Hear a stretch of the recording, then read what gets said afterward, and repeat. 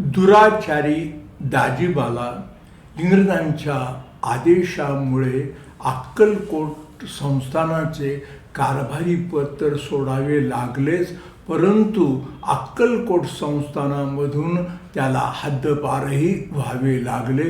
पुढे त्याची रवानगी मुंबईला करण्यात आली. सुरुवातीला दाजीबा हा श्री स्वामी समर्थांचा विरोधक होता. स्वामी समर्थांचे नावही त्याला सहन होईना, परंतु नंतर मात्र त्याला उपरती झाली आणि कळू लागले की श्री स्वामी समर्थांमुळेच हे घडले असावे. त्यामुळे दाजीबाला रात्रंदिवस श्री स्वामी समर्थांच्या भेटीचा ध्यास लागला. अष्टौ प्रहर तो श्री स्वामी समर्थ हा षडाक्षरी मंत्र जपू लागला. स्वामी समर्थांच्या भेटीसाठी त्याच्या जीवाची तगमग होऊ लागली. केव्हा एकदा आपण श्री स्वामी समर्थांना भेटतो असे त्याला झाले होते.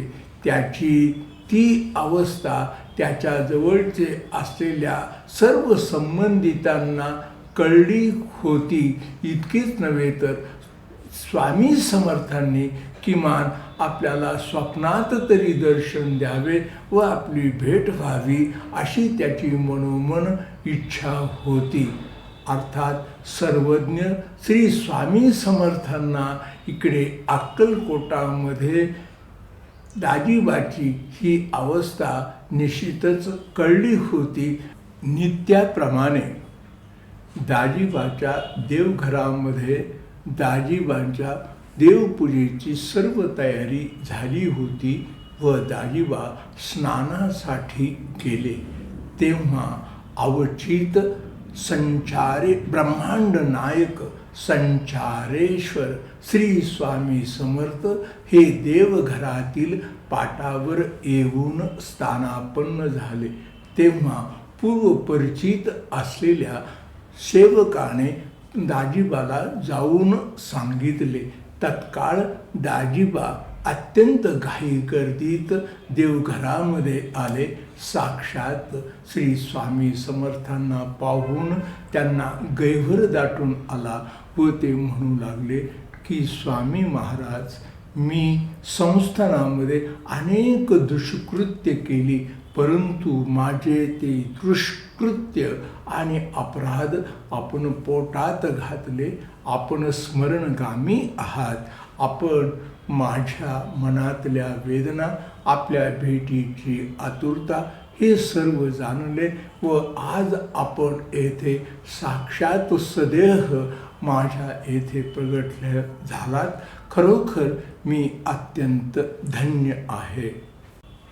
दाजीबाला मध्येच थांबवत ब्रह्मांड नायक संचारेश्वर भक्तवत्सल श्री स्वामी समर्थ दाजीबाला म्हणाले, अरे दाजीबा, तुला तुझ्या दुष्कृत्याचा पश्चाताप होत आहे हे पाहून आम्हाला समाधान तर वाटले, परंतु पश्चातापाने मनुष्याची चुका दुरुस्त होतात, त्याची पापे नष्ट होतात.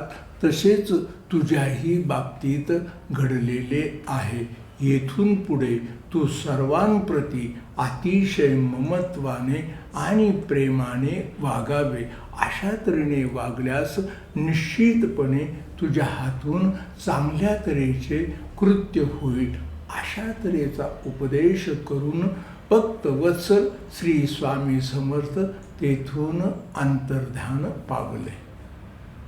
नंतर मात्र असे लक्षात येते की दाजीबासारखे दुराचारी सुद्धा श्री स्वामी समर्थ कृपेने सन्मार्गाला लागतात आणि पुण्यशील असे कर्तव्य करू लागतात.